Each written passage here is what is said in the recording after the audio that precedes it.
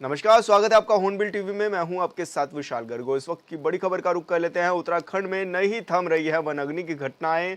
उच्च स्तरीय बैठकों का दौर लगातार जारी। वायुसेना की मदद से बुझाई जा रही आग। वन अग्नि से परेशान हो रहे राज्य के लोग। कई जगह मंदिरों के प्रांगण तक पहुंची है वन अग्नि। प्रदेश में करोड़ों की संपत्ति हो रही नष्ट। तो बड़ी खबर आपको बता रहे हैं, जहां पर वन अग्नि की घटनाएं लगातार बढ़ रही हैं। लगातार जंगलों में आग फैलती हुई नजर आ रही है और ऐसे में सेना की भी मदद ली गई है। सेना के हेलीकॉप्टर भी लगाए गए हैं ताकि आग पर काबू पाया जा सके, और बैठकों का दौर भी लगातार जारी है। लोगों को जागरूक करने की कोशिश भी की जा रही है। साथ ही वन अग्नि की घटनाओं को रोकने के लिए स्थानीय लोगों का भी सहारा लेना पड़ रहा है। और ऐसे में तमाम जगहों पर वन अग्नि की घटनाएं हो रही हैं, जहां पर अब लोगों को भी काफी परेशानियों का सामना करना पड़ रहा है।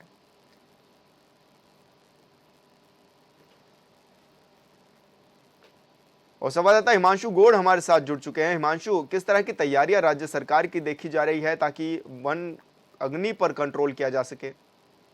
जी, बिल्कुल विशाल। देखिए, उत्तराखंड में वनाग्नि का प्रकोप जो है वो लगातार बढ़ रहा है। ऐसे में हम्म। शासन से लेकर प्रशासन तक तमाम जो प्रशासनिक अमला है वो अलर्ट मोड पर है। मुख्यमंत्री पुष्कर सिंह धामी यहाँ एक और स्वयं मॉनिटरिंग कर रहे हैं वनाग्नि की। वहीं मुख्य सचिव राधा रतूड़ी ने भी कल बैठक उच्च अधिकारियों की बैठक की और इसमें जायजा हम्म। लिया वनाग्नि का। वहीं वायुसेना की मदद से जो है अब झीलों और बांधों का जो पानी है वो वनाग्नि के ऊपर छिड़का जा रहा है, जिससे वनाग्नि पर काबू पाया जा सके। और वहीं श्रीनगर से जो जिलाधिकारी पौड़ी के आदेश के बाद कल एक वीडियो लगातार वायरल हो रहा है, जिसमें श्रीनगर में अलकनंदा बांध से जो है पानी भरकर वायुसेना का हेलीकॉप्टर जा रहा है और वन अग्नि को काबू पाने के लिए, नियंत्रण पाने के लिए उस पर जल का छिड़काव किया जा रहा है। ऐसे में वायुसेना अब मैदान में उतर चुकी है, तो उम्मीद है कि जल्द ही उत्तराखंड में जो है वन अग्नि है उस पर काबू पाया जा सके। अच्छा, स्थानीय लोगों को किस तरह से जागरूक किया जा रहा है और कैसे लोगों की मदद भी ली जा रही है ताकि वन अग्नि घटनाओं पर अंकुश लग सके?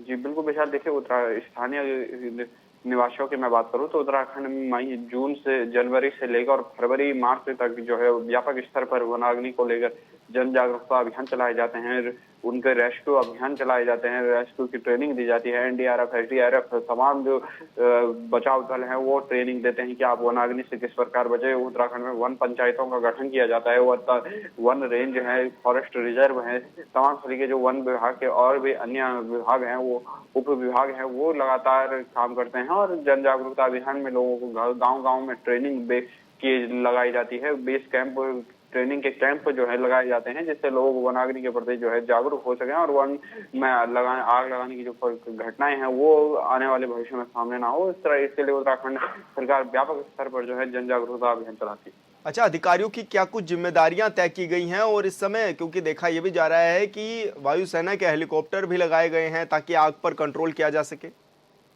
जी, बिल्कुल। अधिकारियों की एक पूरी ये जिम्मेदारी इसमें देखने को मिल रही है। मुख्यमंत्री पुष्कर धामी के सख्त निर्देश अधिकारियों के हैं कि वन अग्नि की घटना को हल्के में ना लिया जाए, क्योंकि प्रदेश में हजारों हेक्टेयर जो है जंगल जल रहे हैं। ऐसे में मुख्य सचिव उत्तराखंड राधा रतूड़ी स्वयं ही अधिकारियों की मॉनिटरिंग कर रही हैं, अधिकारियों को दिशा निर्देश दे रही है। मुख्यमंत्री पुष्कर सिंह धामी भी हालांकि चुनाव प्रचार में इस समय जरूर व्यस्त है, लेकिन वीडियो कॉन्फ्रेंसिंग के जरिए जब उनको टाइम मिल रहा है उत्तराखंड की घटनाओं पर वो अपनी पैनी नजर बनाए हुए हैं। और उत्तराखंड में जो वन अग्नि है उसको हम्म। लगातार वो देख रहे हैं कि किस प्रकार से वन अग्नि पर अधिकारी काम कर रहे हैं। वन विभाग को, डीएफओ को साफ निर्देश दिए गए हैं, अगर उनके क्षेत्र में वन अग्नि से कोई भी हताहत की कार्य घटना सामने आती है, वन अग्नि डीएफओ के क्षेत्र में अगर व्यापक होती है तो उसके डीएफओ के ऊपर तत्काल प्रभाव से कार्रवाई की जाएगी। ऐसे में जो है प्रशासनिक अमला पूरी तरह से शासन प्रशासन अलर्ट मोड पे है, क्योंकि चार धाम यात्रा भी ऐसे में शुरू होने वाली है। इसलिए वन हम्म। अग्नि को नियंत्रण करने के लिए अब उत्तराखंड सरकार स्वयं मैदान में उतरी है और वायुसेना की सहायता से, एनडीआरएफ, एसडीआरएफ की सहायता से जो है वन अग्नि पर काबू पाने के लिए लगातार मुख्यमंत्री पुष्कर सिंह धामी के नेतृत्व में जो है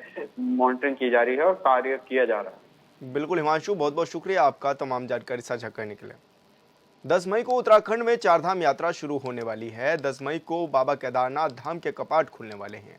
वहीं बाबा केदार की पंचमुखी डोली विश्वनाथ मंदिर गुप्तकाशी से दूसरे पड़ाव फाटा के लिए रवाना हो गई है। सुबह करीब 8:45 पर डोली ने फाटा के लिए प्रस्थान किया।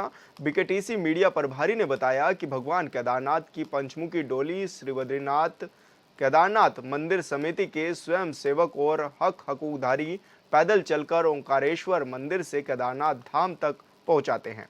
वहीं डोली का गुप्तकाशी से प्रस्थान होते हुए श्रद्धालुओं और बच्चों ने बाबा केदार का जय घोष कर डोली पर फूलों की बरसात भी की।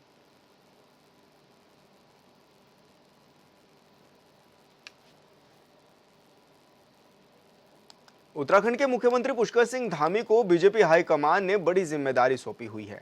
इन दिनों सीएम धामी दूसरे राज्यों में जाकर स्टार प्रचारकों के रूप में बीजेपी के प्रत्याशियों के प्रचार प्रसार में जुटे हुए हैं।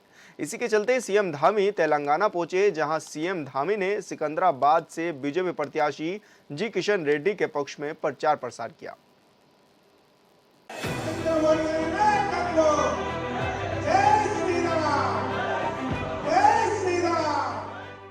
पूरे देश के अंदर एक ही बात है कि सरकार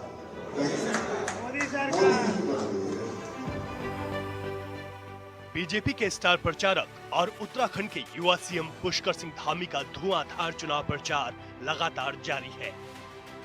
सीएम धामी कभी दिल्ली में तो कभी पश्चिम बंगाल में तो कभी तेलंगाना के दौरे पर हैं और पार्टी प्रत्याशी के लिए जनता से वोट मांग रहे हैं।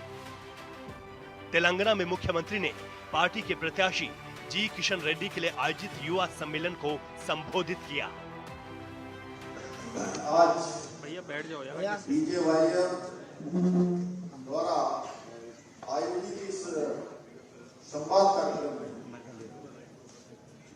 अभी आप लोगों ने जिनका स्पीच सुना और डिटेल से आप सबके यहाँ के लोकसभा के सदस्य, केंद्र सरकार में मंत्री और भारतीय जनता पार्टी के कैंडिडेट और जिनका अपना एक बहुत बड़ा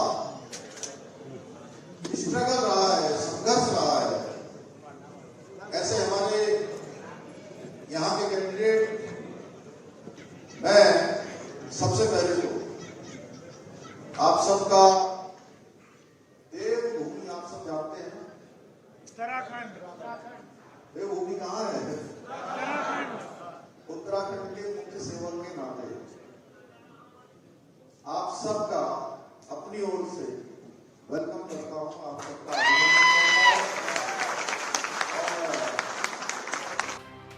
पुष्कर सिंह धामी उत्तराखंड के मुख्यमंत्री हैं और पार्टी के स्टार प्रचारक भी। लिहाजा बीजेपी ने उन्हें अलग अलग राज्यों में चुनाव प्रचार की जिम्मेदारी दी है। पार्टी के वरिष्ठ नेताओं और सियासी जानकारों का कहना है कि सीएम धामी की लोकप्रियता हाल के वर्षों में बढ़ी है और इसके पीछे की वजह है उनके लिए गए बड़े बड़े फैसले। तो हमने जो है एक कमल का बटन दबाना है और किशन जी की तरफ से मैं कहने आया हूं आपसे कि किशन जी आपके पूरे सिकंदराबाद में, पूरे तेलंगाना में और देश में आप लोगों के लिए आपका लॉयर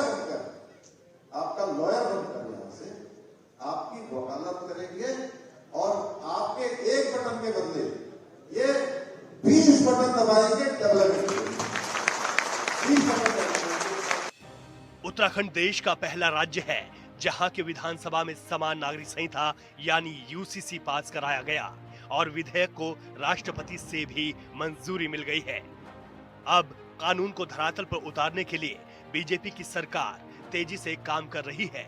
जाहिर है कि यूसीसी लागू करने का वादा पार्टी ने अपने मैनिफेस्टो में किया है। यही वजह है कि उत्तराखंड के सीएम को पार्टी ने चुनाव प्रचार में लगा दिया है। हमारी पार्टी मोदी जी के नेतृत्व में कहती है देश के अंदर रहने वाले हर एक व्यक्ति के लिए, चाहे किसी धर्म का होगा, किसी वर्ग का होगा, किसी संप्रदाय का होगा, किसी जाति का होगा, सबके लिए एक समान कानून लागू होगा। यूसीसी देश के अंदर लागू होगा और हमने देवभूमि उत्तराखंड के अंदर यूसीसी का एक्ट पारित कर दिया। राष्ट्रपति महोदय ने भी हमको मंजूरी दे दी है। देवभूमि उत्तराखंड ये देश का पहला राज्य होता है। देश की आजादी के बाद जहां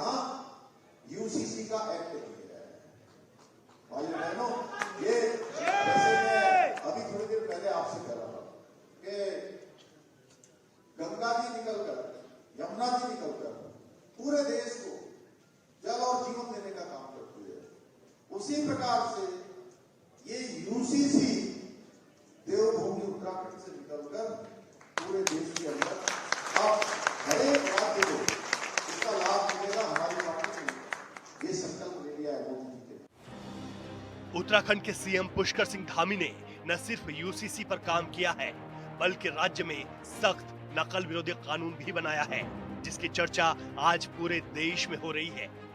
दंगा विरोधी कानून से लेकर कई अन्य कानून भी बनाए गए हैं, जिनकी वजह से राज्यवासियों को फायदा हुआ है। और अब दूसरे प्रदेश में भी धामी सरकार के कानूनों को लागू करने पर विचार किया जा रहा है। आपको मैं बताना चाहता हूं कि देवभूमि उत्तराखंड एक अपने आप में एक ऐसा स्थान है जहां पूरी दुनिया के लोग चार धाम के लिए आते हैं, देव दर्शन के लिए आते हैं, भगवान के पास अपना ध्यान लगाने के लिए आते हैं। और पिछले सालों में उत्तराखंड में बहुत तेज लैंड जिहाद चल रहा था। हमने उस लैंड जिहाद के खिलाफ बहुत स्ट्रिक्ट एक्शन लिया और एक्शन लेने के बाद 5000 एकड़ से ज्यादा लैंड को अतिक्रमण से मुक्त कराया, इंक्रोचमेंट हटाने का काम किया। और इतना ही नहीं, अभी आपके यहाँ बहुत सारे कोई सरिया कानून की बात कर रहा है, कांग्रेस का घोषणा पत्र जारी हो रहा है, तो कहते हैं हम सरिया कानून लागू कर देंगे, मुस्लिम लीग का मुस्लिम पर्सनल लॉ लागू कर देंगे। और हमारी पार्टी क्या कहती है? तेलंगाना बीजेपी प्रत्याशी जी किशन रेड्डी के पक्ष में आयोजित युवा सम्मेलन को संबोधित करते हुए पुष्कर सिंह धामी ने कहा कि देवभूमि उत्तराखंड से ही गंगा और यमुना निकलती है और पूरे देश को जल जीवन देती है। उन्होंने कहा कि देश के कई राज्यों में चुनाव प्रचार किया है और सभी जगहों पर जनता बीजेपी के साथ खड़ी है। देश की जनता कह रही है तीसरी बार मोदी और अब की बार 400 पार। देवभूमि उत्तराखंड भगवान बद्री विशाल की धरती है, बाबा केदारनाथ की धरती है और आदि कैलाश की धरती है। और जहां से गंगा निकलती है, यमुना निकलती है। गंगा और यमुना का उद्गम स्थल और पूरे देश को उत्तराखंड देवभूमि से निकलकर, हिमालयों की कंदराओं से निकलकर पूरे देश को जल और जीवन, जल भी देती है और लाइफ भी देने का काम करती है। तीसरी बार मोदी जी को प्रधानमंत्री बनाएंगे ना? क्या बनाएंगे? अब की बार फिर एक बार, अब की बार, अब की बार। किशन जी बोल रहे थे। मैं तेलंगाना में सीएम धामी ने कहा देश में इस बात की चर्चा हो रही है कि इस बार एनडीए को 400 के पार और कितनी सीटें मिलेंगी। पार्टी प्रत्याशी के लिए चुनाव प्रचार में सीएम पुष्कर सिंह धामी ने उत्तराखंड सरकार की उपलब्धियों का जिक्र कर युवाओं से जी किशन रेड्डी के लिए वोट मांगा। आप सबसे निवेदन करने के लिए आया हूं कि हमारे मित्र भी हैं, भाई भी हैं, आप सब लोगों के लिए लगातार संघर्ष करने का और जिनके मन में केवल और केवल सेवा और संघर्ष, जिन्होंने अपने जीवन का मिशन माना है, अपने जीवन का संकल्प माना है। तेलंगाना दौरे पर सीएम धामी ने सिकंदराबाद के बाद महबूबाबाद में जनसभा को संबोधित किया। यहां से बीजेपी ने प्रोफेसर अजमीरा सीताराम नाइक को अपना प्रत्याशी घोषित किया है।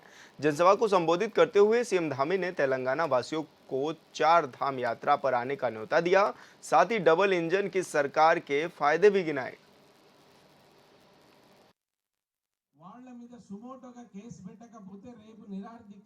10 तारीख से 4 धाम यात्रा, जो पूरे विश्व प्रसिद्ध यात्रा है, पूरे देश की यात्रा है, 4 धाम यात्रा शुरू हो रही है।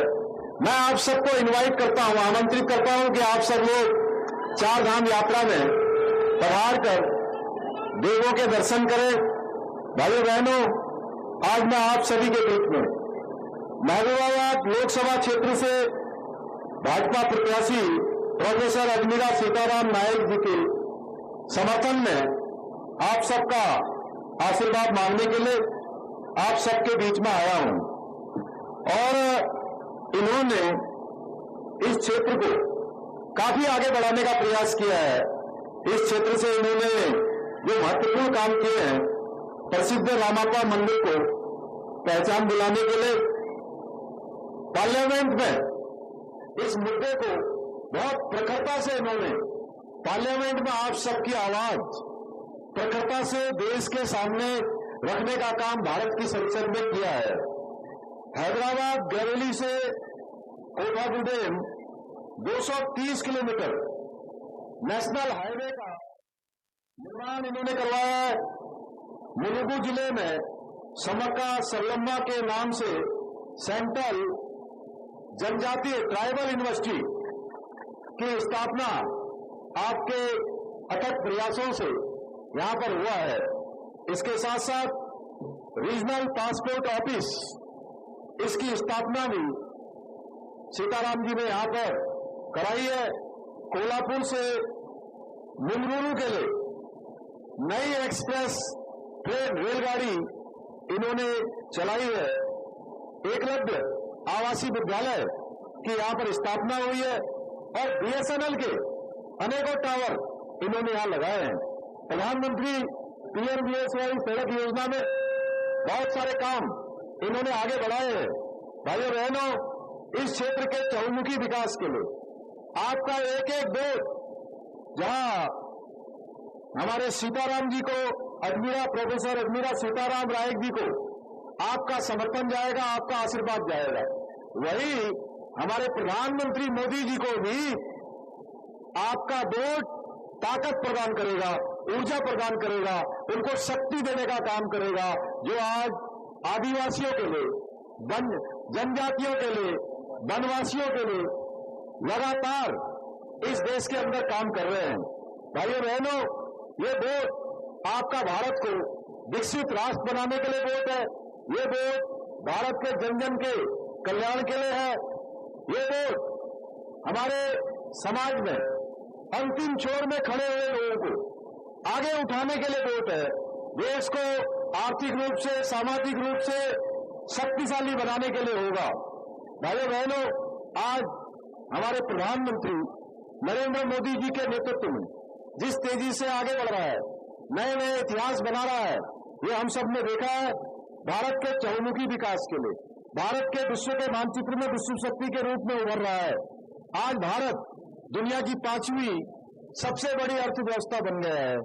आज भारत का यूपीआई पेमेंट सिस्टम पूरी दुनिया में डंका बजा रहा है। मोदी जी देश के हर गरीब के लिए, हर कमजोर व्यक्ति के लिए आज काम कर रहे हैं। भाइयों बहनों, अनेक योजनाएं लागू कर रहे हैं, चाहे जनधन योजना हो, उज्ज्वला योजना हो, किसान समृद्धि योजना हो, पीएम आवास योजना हो, आयुष्मान भारत योजना हो, गरीब कल्याण अन्न योजना हो, लखपति दीदी योजना हो, ऐसे अनेक योजनाएं आज मोदी जी देश के अंदर ला रहे हैं। देश के अंदर अनेक ऐतिहासिक निर्णय उन्होंने देश के अंदर लिए हैं। कुछ लोग आज ये भ्रांति फैलाने का काम कर रहे हैं कि मोदी जी आरक्षण समाप्त कर देंगे। मैं आपको बताना चाहता हूं भाइयों बहनों, भारतीय जनता पार्टी और मोदी जी आरक्षण के सबसे बड़े समर्थक हैं। ये लोग जो झूठ फैलाने का काम कर रहे हैं, जो भ्रम फैलाने का काम कर रहे हैं, लोगों में संदेह डालने का काम कर रहे हैं, उनके खिलाफ निकट भविष्य में कानूनी कार्रवाई भी होगी।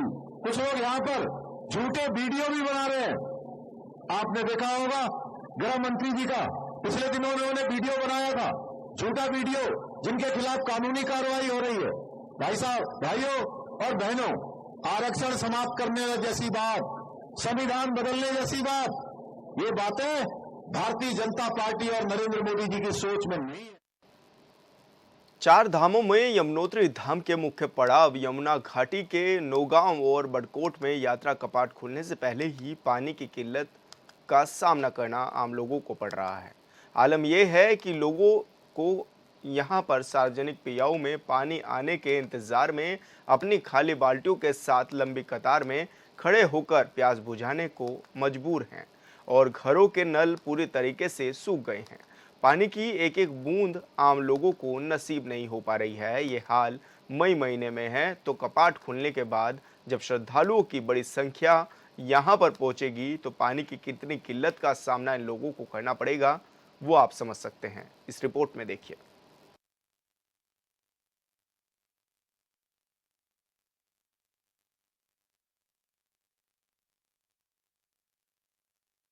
और संवाददाता अरविंद थपरियाल हमारे साथ जुड़ चुके हैं। अरविंद, देखा जा रहा है कि कपाट खुलने से पहले ही पानी की किल्लत काफी देखी जा रही है।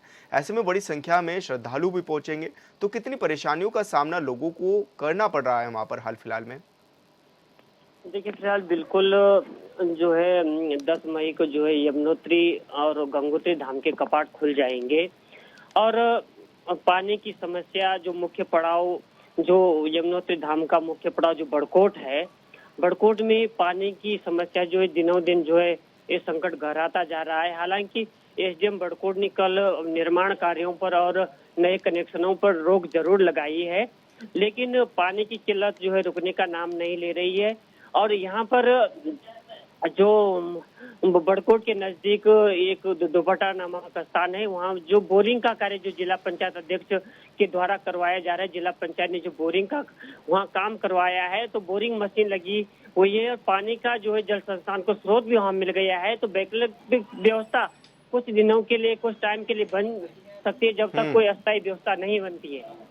जी अरविंद, क्या माने प्रशासनिक अधिकारी कह रहे हैं कि चारों धामों में यात्रियों के लिए सुविधाएं पर्याप्त कर ली गई हैं, स्थानीय लोगों तक प्रॉपर सुविधाएं पहुंच रही हैं, तो फिर ये कमी कहाँ आन पड़ी है कि पानी ही नहीं मिल पा रहा है लोगों को?